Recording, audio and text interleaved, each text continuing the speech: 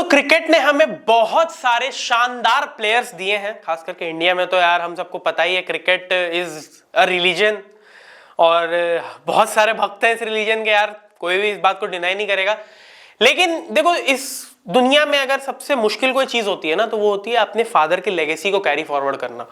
बहुत कम लोग हैं जो कर पाते हैं और क्रिकेट में भी बहुत लोगों ने इस चीज को अटेम्प्ट करा है और किसी को सक्सेस मिली, किसी को नहीं मिली। आज हम 5 ऐसे प्लेयर्स के बारे में बात करने वाले हैं इस वीडियो में जो खुद तो बहुत नामी गामी खिलाड़ी थे और बहुत अपने करियर में नाम किया, एक लेगेसी बिल्ड की, लेकिन उनके जो बेटे रहे वो कहीं ना कहीं उस लेगेसी को कैरी फॉरवर्ड नहीं कर पाए क्रिकेट में।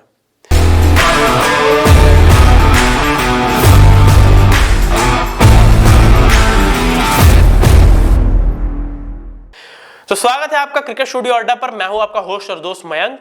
अगर आप चैनल पर नए नए आए हो तो प्लीज सब्सक्राइब कर लो और बेल आइकन दबा दो, और हाँ, वीडियो को एंड तक देखना, पसंद आए तो लाइक शेयर कर देना। सबसे पहले नंबर पर तो भाई इस लिस्ट में मैं यही रखूंगा जो आप बगल में देख रहे हो, Sachin Tendulkar and his son Arjun Tendulkar. Sachin Tendulkar जिसे भाई क्रिकेट का भगवान कहा जाता है, if cricket is a religion then Sachin is the इकलौता सर्वशक्तिशाली भगवान। ये बात तो हम सभी मानते हैं। इंडिया में क्रिकेटर्स जो है वो क्रिकेट की वजह से फेमस होते हैं। इंडिया में क्रिकेट को फेमस ही सचिन तेंदुलकर ने किया है, तो ये इनकी लेगेसी है।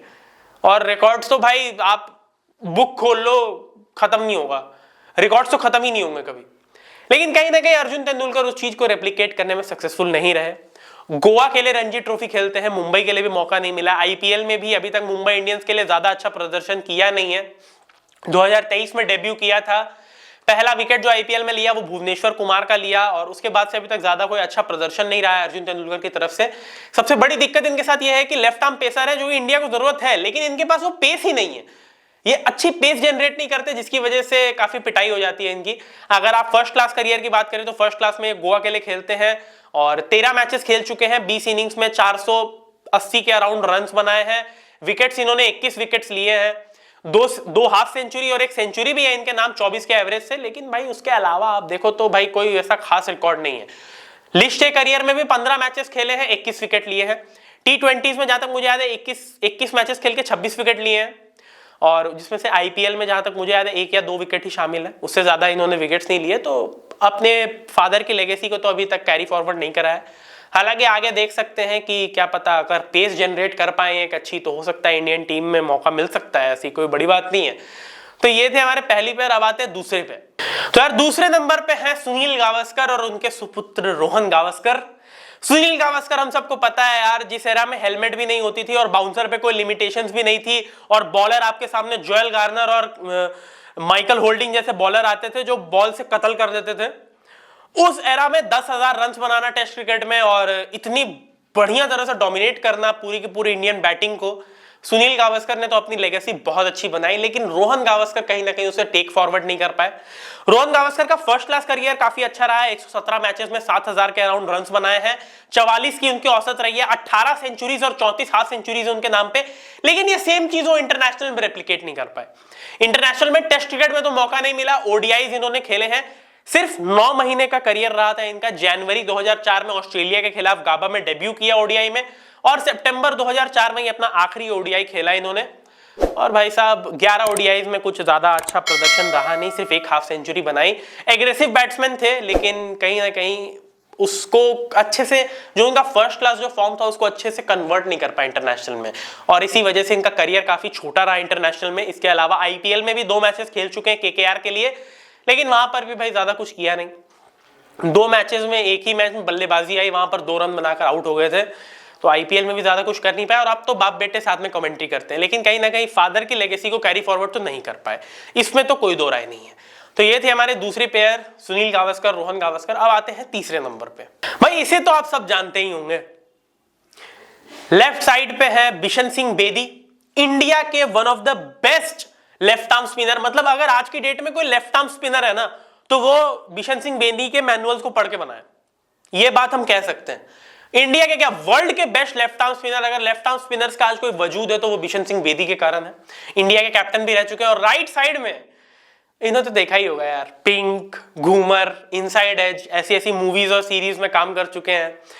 अंगद बेदी जी हाँ, सूरमा में भी दिखे हैं। सूरमा में दिलजीत दोसांझ के भाई बने हैं और काफी सारी मूवीज और वेब सीरीज में एक्टिंग करते हुए हमने देखा है बिशन सिंह बेदी के बेटे अंगद बेदी को।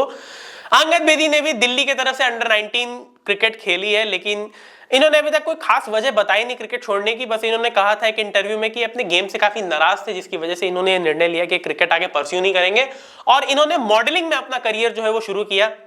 तो भाई पिताजी इंडिया के captain, left arm spinner, world के बेस्ट लेफ्ट आर्म स्पिनर, और बेटे जी जो है वो ज्यादा क्रिकेट खेल नहीं पाए किसी कारणवश, लेकिन भाई अपना इन्होंने अलग करियर बनाया और काफी अच्छा करियर बनाया यार। लोग सब जानते हैं आज के डेट में कि अंगद बेदी कौन है। अंगद बेदी कितने मूवीज में आ चुके हैं। अभी हाल ही में इन्होंने एक मूवी करी थी घूमर, वो भी क्रिकेट बेस्ड ही थी। और ये इंटरनेशनल लेवल पे, मतलब अगर रियल लाइफ में इन्होंने क्रिकेट नहीं खेला है, रियल लाइफ में बहुत खेला है। आप इनसाइड एज देख लो, उसमें क्रिकेट खेला है। घूमर में भी ये क्रिकेट से ही जुड़ी हुई कोई चीजें करते हैं। तो स्पोर्ट्स से रिलेटेड काफी मूवीज में आप इन्हें देखे होंगे। और आपको बता दूं कि इनकी वाइफ जो है वो भी नेहा धूपिया है, जो कि बॉलीवुड एक्ट्रेस है, और साथ ही साथ ये एक स्प्रिंटर भी है, यानी कि एथलीट, भागते बहुत तेज हैं। तो एक का दो कर सकते थे अगर क्रिकेट खेलते, बट चले कोई बात नहीं, अपना अपना करियर होता है, अपनी अपनी चॉइसेस होती हैं। तो ये है तीसरे नंबर पे ये जो जोड़ी है फादर सन की, बिशन सिंह बेदी, लेट मिस्टर बिशन सिंह बेदी। अभी हाल ही में इनका देहांत हुआ था 77 साल की उम्र में, और व्हाट अ लेगेसी है left behind for left arm spinners. और उनके सुपुत्र अंगद बेदी, जो कि आज की डेट में काफी फेमस एक्टर है भाई, काफी फेमस है। मैं तो बिल्कुल मानता हूँ काफी फेमस है। मैंने तो जितनी मूवीज में देखा एक्टिंग बड़ी अच्छी करते हैं। तो ये थी हमारी तीसरी जोड़ी। अब आते हैं चौथी पे। तो भाई the next pair left side पे आपको दिख रहे हैं बीसीसीआई के करंट चेयरमैन और 1983 वर्ल्ड कप विनिंग टीम के मेंबर और 1983 वर्ल्ड कप पे सबसे ज्यादा विकेट्स लेने वाले मिस्टर रॉजर बिनी। और राइट साइड में उनके बेटे स्टुअर्ट बिनी, जो इन्होंने इंडिया की तरफ से 6 टेस्ट मैचेस, 14 ओडीआईज और 3 टी20 खेले हैं।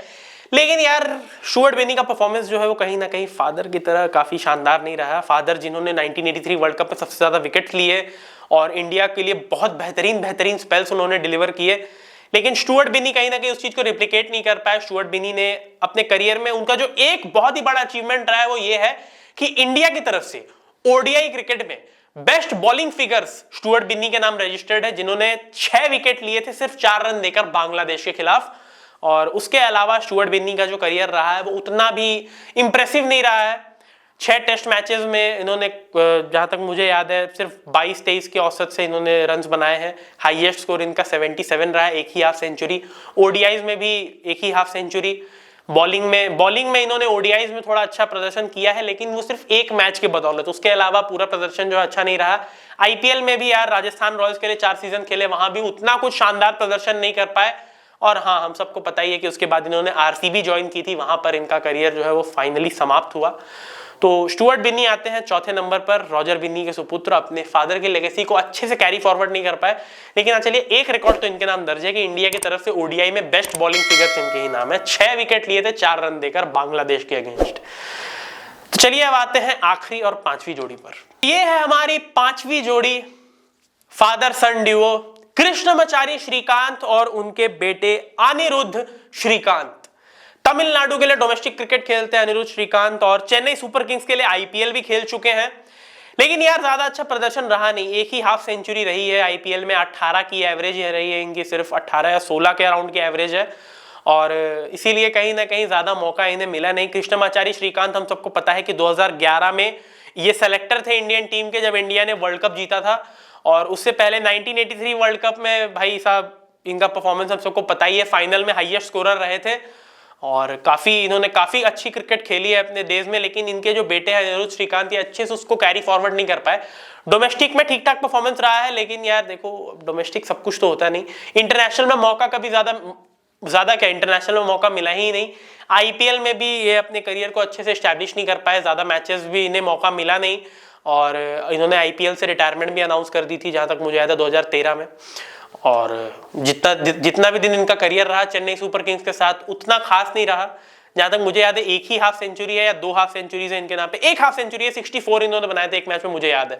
इसके अलावा अनिरुद्ध श्रीकांत का कोई ज्यादा बड़ा कॉन्ट्रीब्यूशन नहीं है, और इसीलिए ये है 5वें नंबर पर हमारी जो जोड़ी है, फाइनल जोड़ी, कृष्णमचारी श्रीकांत और अनिरुद्ध श्रीकांत।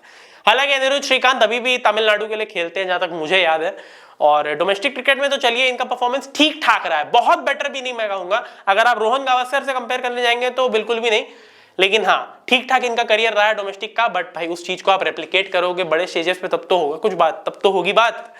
लेकिन चलिए कोई बात नहीं, ये थे हमारे 5 फादर सन ड्यूओ, जहां पर फादर की लेगेसी तो बहुत अच्छी है लेकिन बेटे कहीं ना कहीं उस चीज को रेप्लिकेट नहीं कर पाए। और भाई क्या ही कह सकते हैं, चलिए कोई बात नहीं, बहुत ही अच्छे यहाँ पर हमें जानकारी मिली क्रिकेट के बारे में। और कहीं ना कहीं जो भी जिनके भी बारे में हमने बात की, इनमें से काफी सारे प्रोस्पेक्ट काफी अच्छे भी थे, लेकिन वो होता है ना एक्सपेक्टेशंस का बर्डन जो होता है वो ऊपर आ जाता है तो बड़े बड़ों के हालत खराब हो जाती है भाई साहब। और ऐसा नहीं है कि किसी ने भी यहाँ पर खराब क्रिकेट खेला हो, सब अपने लेवल पर काफी अच्छा खेलते थे, बस सही टाइम पर सही जगह चमके नहीं। तो इस वीडियो में इतना ही। अगर आपको वीडियो पसंद आया हो तो लाइक और शेयर कर दो और चैनल को सब्सक्राइब कर दो। मैं अगले वीडियो में आपसे फिर से मिलूंगा। चलिए बाय बाय।